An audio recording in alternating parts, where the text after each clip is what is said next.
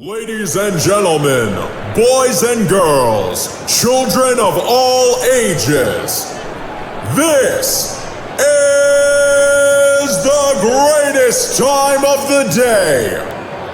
From the center of the universe, New York City, it's the main event you've been waiting for. It's time to go in the cage with Cyclone.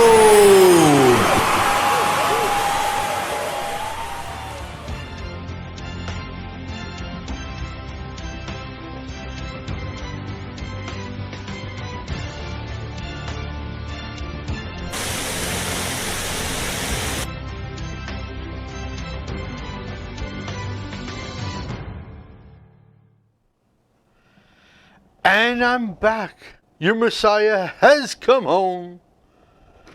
Exhausted, tired. You'd think by now I'd be healthy, but pulled my back out last week. I'm pain. I don't know how I'm surviving through 2019. So, hope all of you guys had a happy St. Patrick's Day yesterday. Hope you guys are all happy and healthy. I want to remind everybody really fast, click, share, pretty please. Check out cyclonecomedy.com. Check out Psyche Prods on Facebook, and maybe you can enter a raffle, win a cool prize. And check out effectiveaggression.com, home for the best autographed gloves, athletes, celebrities. We got them. You get them. Some incredible clothing. You know, nice weather's coming. At least that's what I hear. Get yourself a nice t-shirt. Get someone you know a nice t-shirt. Just check out effectiveaggression.com.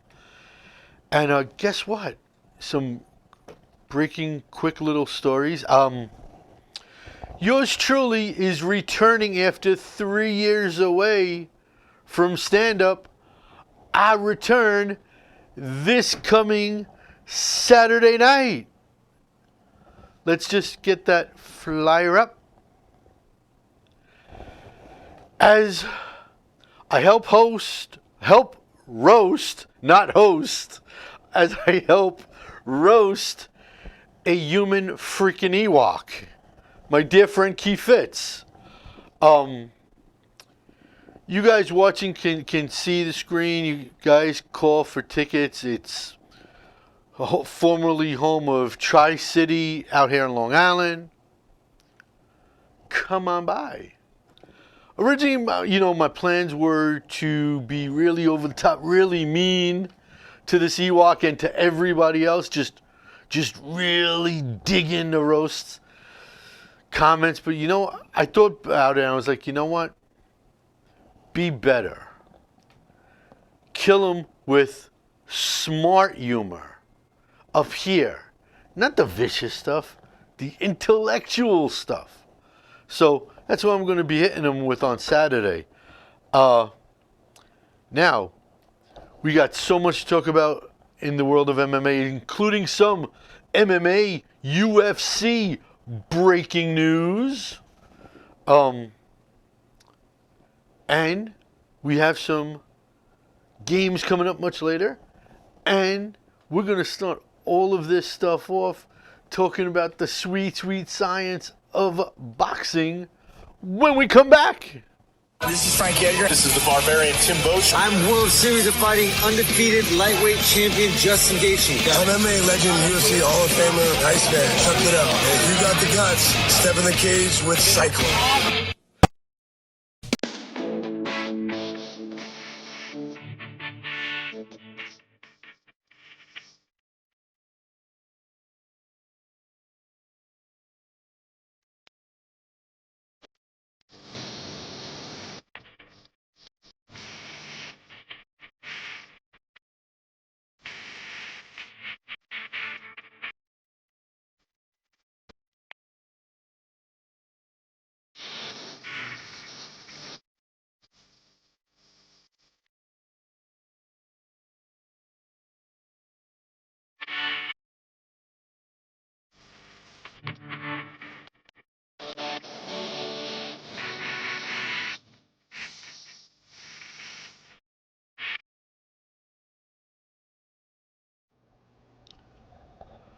Okie dokie. So, where are we going to start? We are going to start with Errol Spence Jr. and Mikey Garcia. And what in the world can I say about this? Clash. I'm not going to say it's, like Hogan Andre or like Hogan, I don't know who else you want to compare him to. But in boxing right now, this was a pretty important fight that had to happen. Mikey Garcia did something that boxers don't do. He did something that most athletes don't do. Went up not one but 2 weight classes, puts his undefeated record on the line. I mean, he's walking in a 3, division champ. He's going to leave a 3 division champ, possibly a 4th, because the only belt on the line was Errol Spence Jr.'s welterweight championship. And here's the thing. When you make that type of move, you know the odds are stacked against you. Up 2 weight classes, you're a good small guy, and you're going up there against a dangerous, bigger, better, badder guy that's a killer. That being said, Errol Spence was basically in a no-win situation. If he knocks out Mikey Garcia, hey, you did what you were supposed to do. You don't knock him out, then everybody questions you on your abilities. It's a no-win. You always should try to be in a win-win, not a no-win, no-win situation. Look, and if you guys don't know, clean sweep, unanimous decision, Errol Spence improves to now 25-0. Mikey falls down to 39-1. Look, Errol started off jabbing and kept a good solid distance where the jab was just touching Mikey. All right, and I think it was the 9th or the 10th round. He was getting popped really bad after a while. Errol was working the body, working combos. And Robert Garcia, who is Mikey's brother and his corner, wanted to throw the towel in. And Mikey Garcia, to his credit, told his brother, no, I want to at least finish this fight. Got to give him credit. Now, what's left for Mikey to do? Okay. Only one thing left. Mikey drops all the way back down to his division, to the land where he dominates. Who's next for him? I don't know. I really don't know. Maybe a Jose Pedraza? I can see that type of a fight happening. Just to give Mikey more confidence again. Because, look, even though he said all the right things going into this fight with Errol Spence, I'm going to win, I'm better than him, I'm faster than him, better defense than him. Somewhere in the bowels of his mind, there had to be some doubt. A fight with Jose Pedraza, Jose is not a walkover, but it'll give Mikey his confidence up to where it normally is. And who knows, it should be, that should be next for Mikey. Now, as far as what's next for Errol Spence, after the fight, Errol Spence calls out 40-year-old Manny Pacquiao. Look, here's the thing. Manny's not going to not accept a fight with cameras in his face. Even in a closed-off room, someone says, Manny, you want to take this fight? Manny's going to say yes. Manny Pacquiao doesn't turn down fights. Never has, never will.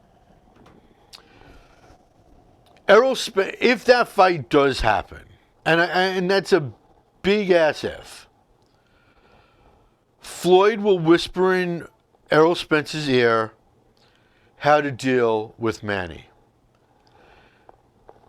Manny's 40. Manny's a lot slower than Errol Spence. He's, in the grand scheme of things, Manny's an all-time great. Is Errol Spence an all-time great right now?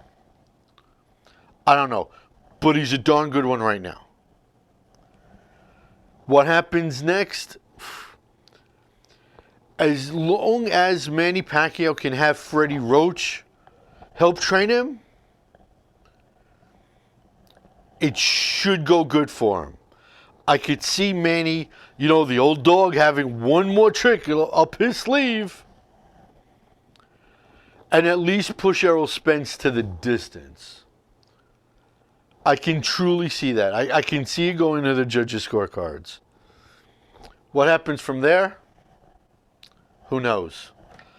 But if that fight doesn't happen, he also called out Sean Porter. And like I told you guys last week, if Sean Porter fights anybody the way he fought Ugas, he's going to get ripped apart from limb to limb. I don't know. I don't know if Sean Porter could, on his best day, beat Errol Spence. Errol Spence is on the lower end of the pound-for-pound rankings right now. He has to be.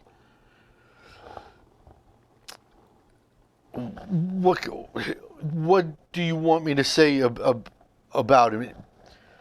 He's either going to be in that no-win situation fighting a 40-year-old man, 41, 42 when and if it happens, or Sean Porter who doesn't fight up to his freaking potential half the time. So that's what happened there.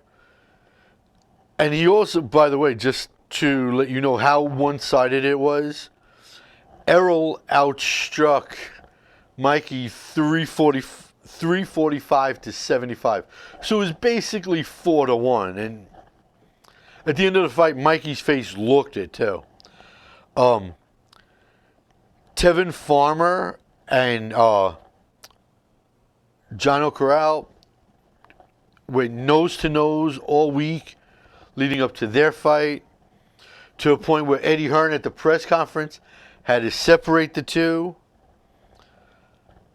joining back and forth. And Tevin Farmer doesn't normally do that sort of thing. He's not a trash talker. But Corral, being the Irishman, being the, I hate to say, the light version of Conor, started the trash talk, and Tevin came right back at him. And that wound up being another just generic, not shocking, the favorite winning Tevin Farmer giving Jono his first ever loss, and it comes by unanimous decision also. He opened him up with a couple of cuts in the 7th round, pounded away on the body 8th, 9th, and 10th rounds. And then Tevin Farmer calls out Gervonta Tank Davis. Tevin, I like you. You're a good guy. You're a good fighter. I know a fighter, I know an athlete always wants to fight the best. The best of the best. Give me the number one guy. I don't think you really want any part of Gervonta Davis, because it won't end pretty. It just won't. And that's the sad truth about it. Katie Taylor, some good news for the Irish. Katie Taylor became the first modern day Irish fighter. First one ever to hold 3 of the 4 major titles in a division, being, of course, lightweight division. She picked up the WBO lightweight title to go with her WBA, IBF championships. She dropped Rose Volante in the first. She just pounded the body. She busted up her nose really bad later on. And in the 9th, she, just cracking her with combos. And Rose is back. I give Rose credit. I don't know how in the world she was withstanding the amount of punishment she was taking. Finally, the ref sees enough, jumps in, waves it off. TKO for Katie. And now, Katie has the opportunity. It'll be fantastic if it happens. You know, I can't do a good Schwarzenegger impression. That will be fantastic. That's as good as it's for me.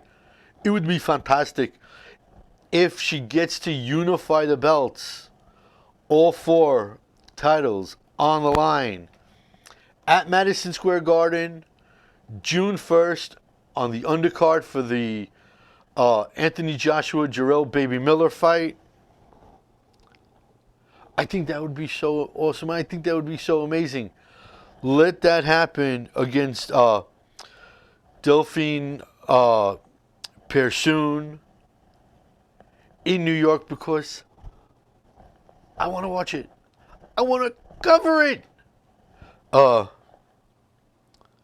yeah, then of course last night the Irish continue. Michael Conlan, and this is what I'm talking. Where if you're expected to win and you just do enough to win.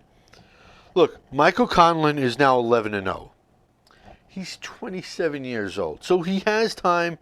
He doesn't need to put the foot on the gas and start challenging the upper echelon guys.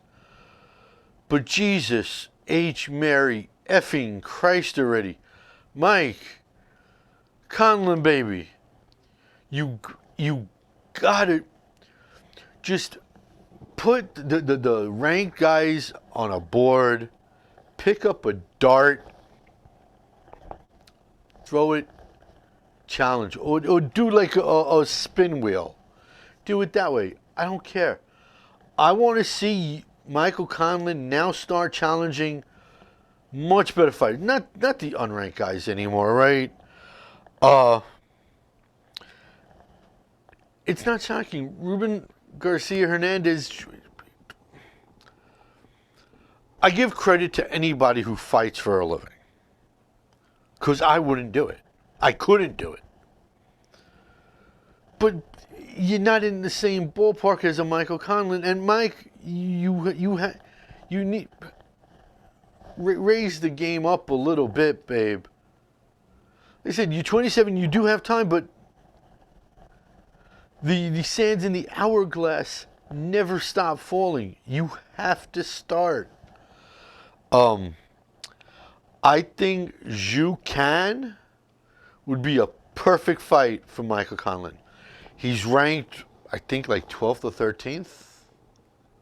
You know what? Let me do some fast checking right now. Where is Zhu Can ranked? He is.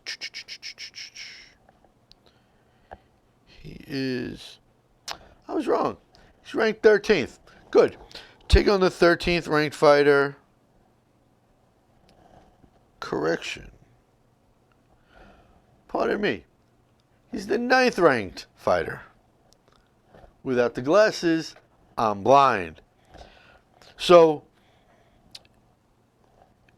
9th ranked. I'd still like to see you take him on. I really would. Honestly. He's 16-2. You're 11-0. I don't see the athletic commission, wherever it goes down, having a problem with that fight. I think they'd let it go. Someone comparable to you, I think that would be a good fight. And that was boxing this weekend. Lots of cards. There were like 3 other cards I didn't get to cover going on this weekend as well.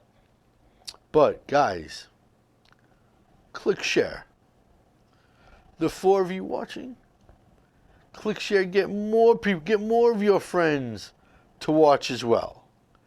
Get interactive. You want me to thank you? Start sending in some comments and let's have a conversation while the show's going on. I can do 2 things at once. I'm that good. So click share, please. Check out CycloneComedy.com. Psyche Prods on Facebook to enter a raffle and win a prize. Ouch. Hurt myself again. EffectiveAggression.com. Check it out. And when we come back, we're going to be talking about some MMA action and a lot of craziness after this. Hi, I'm Jim Miller. This is Dan Merigliotta. I'm Derek Brunson. I'm Nick the Carney Lentz, and you're locked into the cage with Cyclone.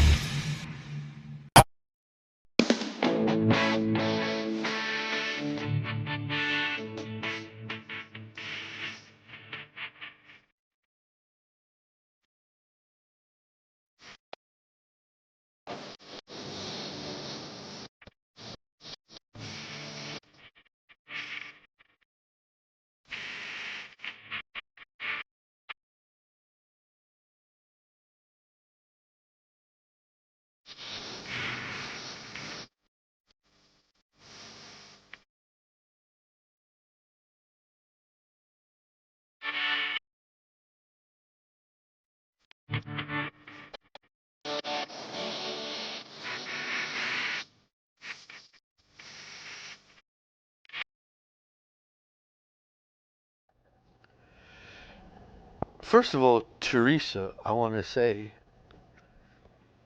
we're going to roast your husband. That little Ewok is going to come back dark meat. By the way, thanks for watching. Breaking news in the MMA world. There is no more UFC pay-per-views. It's done. As of UFC 236 coming up, no more UFC pay-per-views. That old archaic model of pay-per-view in the UFC is done. If I would have known this was going to happen today, we could play like taps music, you know,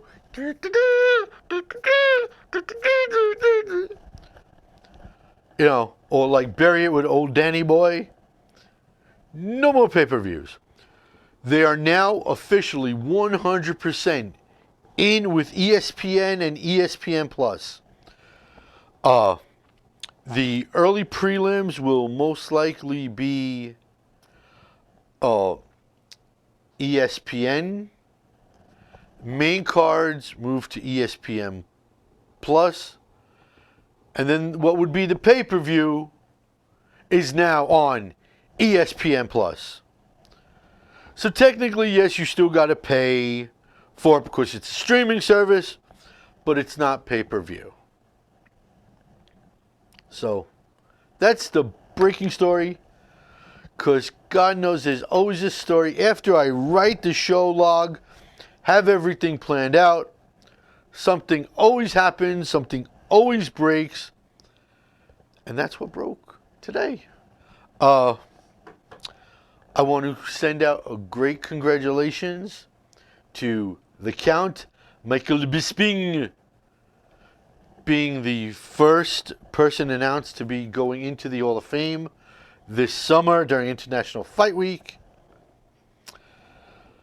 What can I say about the Count? I mean, one of the best smart trash talkers in the game. At the level of a Chael Sonnen, nah.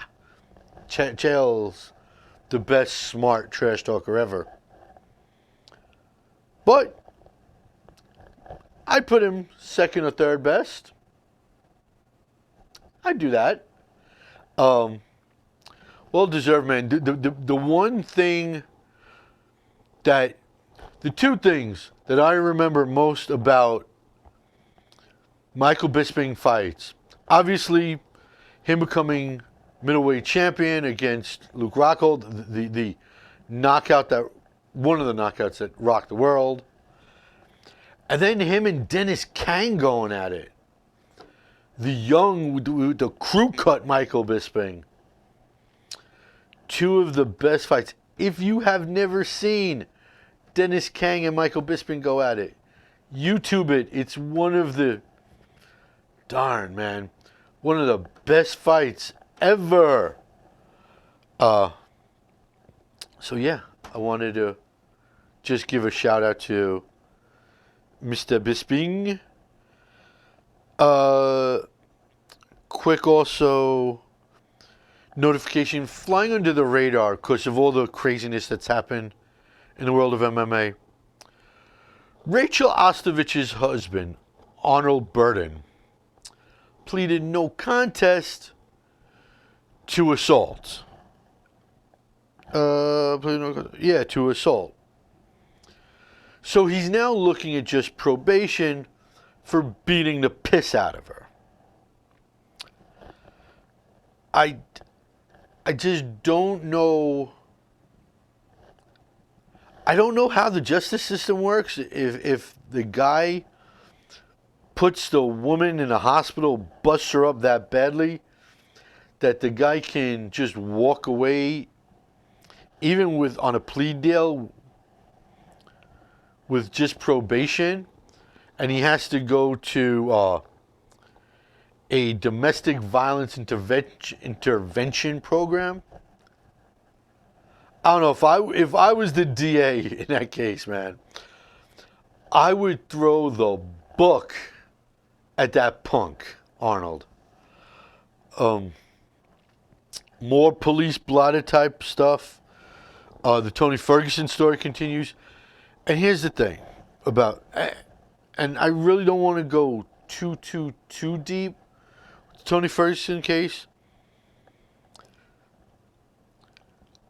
Everybody I talk to in combat sports, especially MMA, I ask them about CTE. And to a man or woman, they normally come back with the answer, they're not worried about it. You should. Your head is still getting rattled half the time. I don't know if, because according to the police records, according to the restraining order that Tony Ferguson's wife sent out, it's been getting worse since 2011. Now, Tony Ferguson has always been an eccentric, wacky type. Some guys are just quirky, all right? That's their makeup. Could he have some form of CTE? Well, he hasn't been in the wars like a Wanderlei, like a Chuck Liddell, like a Tito Ortiz, like so many countless of, like a Justin Gaethje, like a Dustin Poirier, like an Eddie Alvarez. Those guys, physical wars that just take years off your life. Tony's never really been in countless wars like that. He's had a couple, but nothing where you say, oh my God, like Rory against Robbie Lawler. That took a couple years off both guys' lives.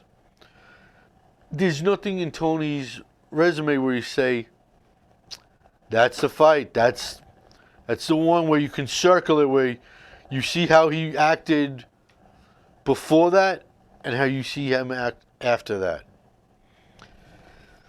CTE is a tricky thing, folks. You can't be tested for CTE until you are dead because they have to cut open your brain. Can't be alive if they cut open your brain. Doesn't work that way.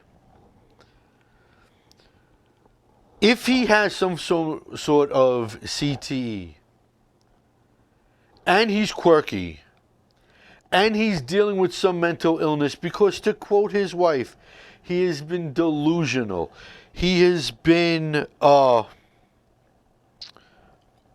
erratic. He's acted bipolar. He's acted schizophrenic. These are all words that his wife used. So there's obviously some mental illness. And I'm not a doctor. I'm not smart enough to even talk about mental illness. But if you have mental illness and you have CTE, that has to be one deadly ass combination. He came out and he said that the UFC is helping him along as best that they can, and thank God for that. I don't know, honestly, if Tony's ever going to fight again. And quite frankly, I don't care. I'd rather Tony Ferguson get the help he needs. Took his kid out of his in-laws' house, brought him back to his house, changed the lock so his wife couldn't get in. Him and his wife were driving on the 209 highway out in California, and on the highway he jumped out and just took off running. Tony's a little bit, and as far as I'm going to say, as far as Tony goes, I only hope Tony gets the help he needs. One more police blotter thing to go through, and I don't even want to go through this, but Conor McGregor is actually now being sued for more than $15,000 in a civil lawsuit because of him taking the phone out of Ahmed Abdurzak's hand, stomping on it, and running off with it.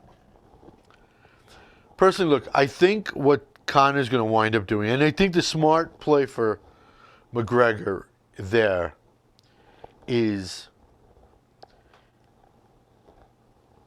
plea deal it down, say, look, guy, here's $3,000, shut the F up and go away. You could get yourself a new phone. You could get a couple of phones for $3K. I don't know if that one is actually going to go try. I can't see, for all the things that Conor has done that should be in trial, this is not one of them. It really isn't. Breaking a guy's phone, I got a problem with. Running off with a guy's phone, I got a big problem with. But enough for more than 15 grand? I don't know. I really, really don't know. I can't see that one going into a court. Of course, then Conor had a busy day yesterday. Started out in the St. Patrick's Day parade in Chicago. Then Boston, Columbus. Drops the puck before that game starts. And there's actually one photo of Zdeno Chara, who is like 6'9", who, by the way, for the record, when he was an Islander rookie call-up at the Marriott at the Coliseum, yours truly would every single home game be eating breakfast with Zdeno Chara, and half the time yours truly paid for those breakfasts. I mean, it was a banana and a Aquafina.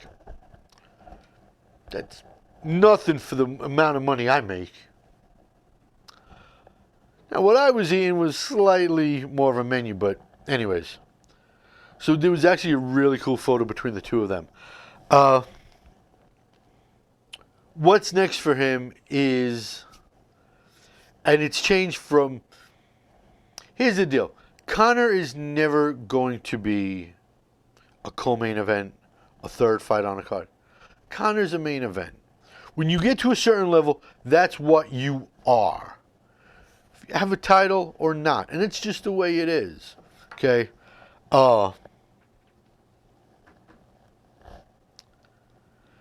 Now there's rumblings between him and Max Holloway. I don't know why he would push Cowboy out. I think that fight with Cowboy would be so interesting. Both guys need to fight against someone like each other. You could do the Max Holloway rematch whenever. You could do a Poirier fight whenever. And then I guess where does that leave Cowboy? I don't know. As far as UFC London, the only thing I'm going to say about it is my hat's off to Molly McCann. Meatball Molly, holy smokes. Gets her left orbital bone busted. Eye swollen shut, continues to fight. First of all, I don't know how the cage side doctor allowed that fight to continue. I really don't. Doctors have called off fights for a lot less. But she winds up winning by unanimous decision. So hats off to Molly. Jeez Louise. And Jorge Masvidal's overhand left counter from hell, KOing Darren Till. Goodness gracious. That's the only thing I could say about that. Goodness freaking gracious. Now, as far as him and a backstage fight with Leon Edwards, I got issues with that. You're being interviewed, okay? Stay there. You don't need to be going off. Someone's talking, just like my mother used to say, in, out, don't listen. You're bigger than that. You're better than that. But what I do have an issue with is Ali Abdelaziz chiming in with his big freaking mouth. I mean, he did it on Twitter, so big freaking mouth on Twitter, okay, saying that Masvidal deserves the fight against Usman, not Colby Covington. Dude, look, if Kamaru believes in his heart of hearts that he can totally run right through Colby Covington, just fight him and put him away. End it. Don't have it dangling where everyone is like, when's Colby? When is Colby? When is Colby? What's up with Colby? When is Colby? What's up with Colby? Just put him away and end it so nobody has that to say anymore. If you truly in your heart of hearts believe you can take him out. And I don't know if you can, Kamaru. Because quite frankly, the two of you are mirror images of each other. You press forward and you grind each other. That's your blueprint on a fight. I don't think Masvidal knocking out Till deserves a title shot. I think it puts him right in there. But no, I don't. I really don't. And that's what happened in MMA. So, here's the thing. I want you guys to click share. It's not that hard to do. And by the way, a big hello to Bobby Campbell, head of Jackhammer Promotions. Yours truly is the voice of. By the way, Bobby, I need to have a chat with you. So now you know because you now know because you're watching. So Bobby, hit me up. We have to have a quick little meeting. I want you guys to check out Psyche Prods on Facebook so you can enter and maybe win a prize in a raffle. And, well, no longer pay-per-views, but the big UFC cards on my picks. You guys should know that effectiveaggression.com is the site you guys should be going to for t-shirt. Look, everybody wears t-shirts in the spring and the summer, right? Want a t-shirt? effectiveaggression.com. That is where you go for your t-shirts. You don't shop nowhere else. All right? I want you guys to know that obviously coming up in a little while is Pinups, Cool Cats, and Comics. So you're going to keep it right here on Strong Island Television. And when we come back, it is game time after this. I'm Dennis Bermudez. Hi, I'm a creepy Ian McCall. Yo, I'm Kelvin Gastelum. This is Mark Goldberg. Yo, I'm the world's most dangerous man, Hall of Famer Ken Shamrock, and you're getting tapped out in the cage with Cyclone.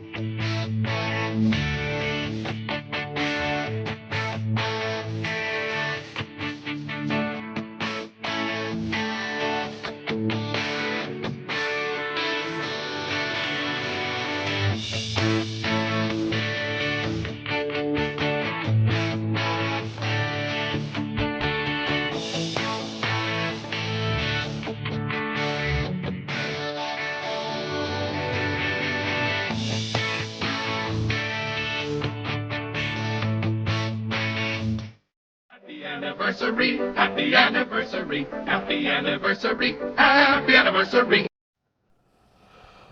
Okay, guys, I can only find one thing that happened today on this day in MMA history. 2 years ago today, 2 years ago today, Fight Night 107 happened at London's O2 Arena, where they just left from this weekend. Ain't that ironic? Yeah, ironic's the word. Ain't that ironic? Anyways, main event, Jimmy Manuwa just wrecking and KOing in first round. Overtime, Corey Anderson, which pissed off Curtis Williams. Also, Marlon Vera just wrecked Brad One Punch Pickett that night. And that's what happened on that card that I can remember off the top of my head. Now, everyone's absolutely favorite part of the show, it's raffle time.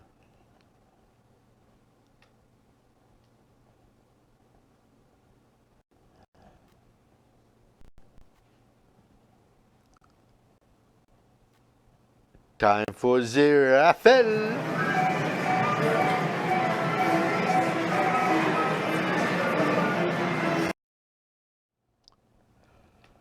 Okie dokie. Smokey.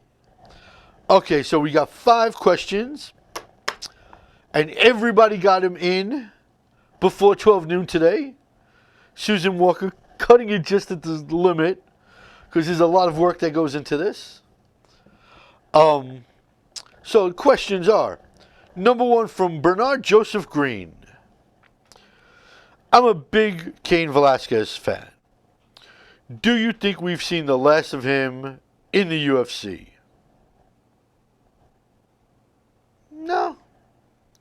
I don't think so.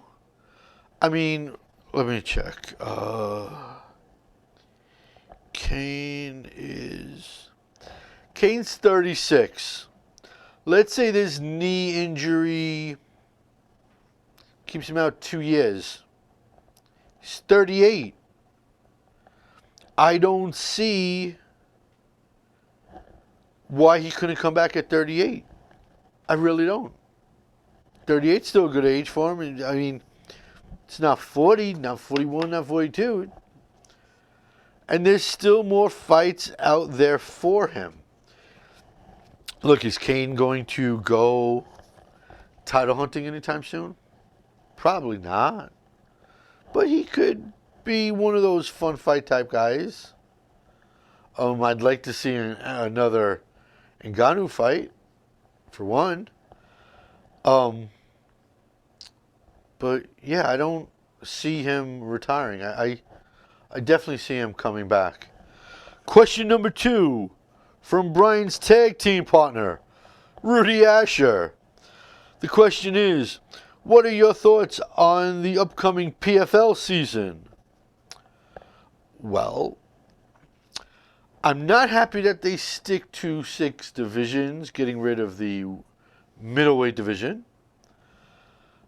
I'm not I mean, look, although it makes it easy for me because 3 cards are in Long Island, 3 are in Atlantic City, makes it easy for me. You know, and the championships are going to be in the Garden, you know, in the Hulu Theater.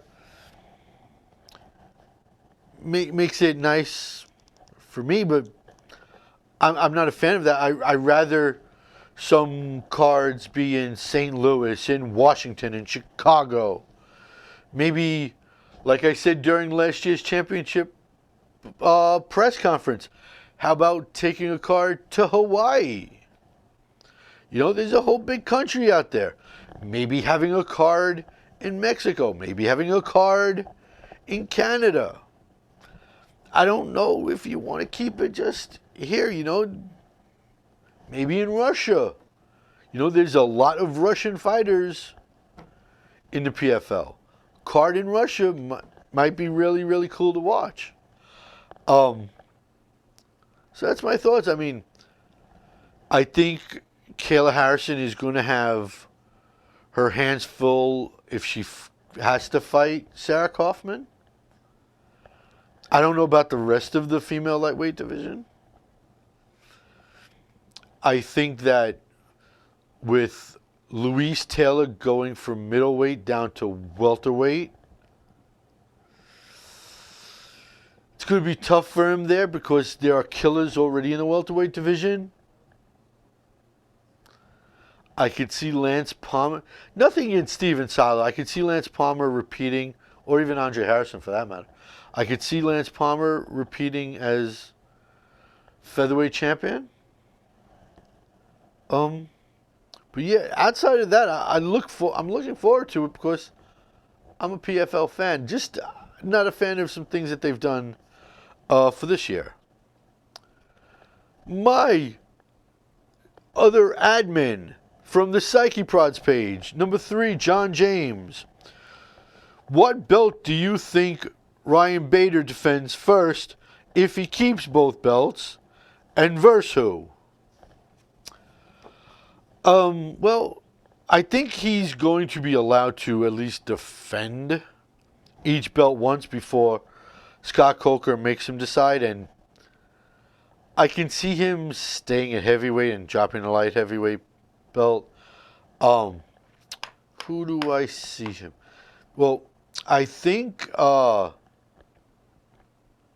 Linton Vassell at light heavyweight would be an interesting fight. As far as heavyweight goes, look, he knocked out Fedor. Fedor's training partner, Fedor's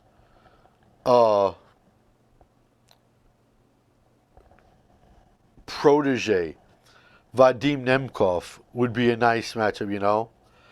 And also Czech Congo.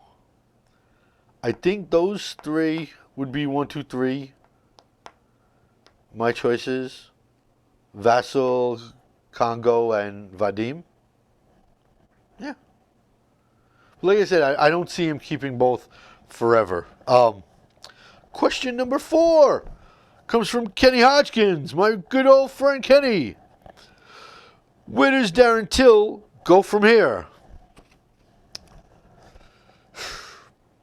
You know what, Kenny? I think Darren Till, he said he wanted a couple more fights at welterweight before he moves to middleweight.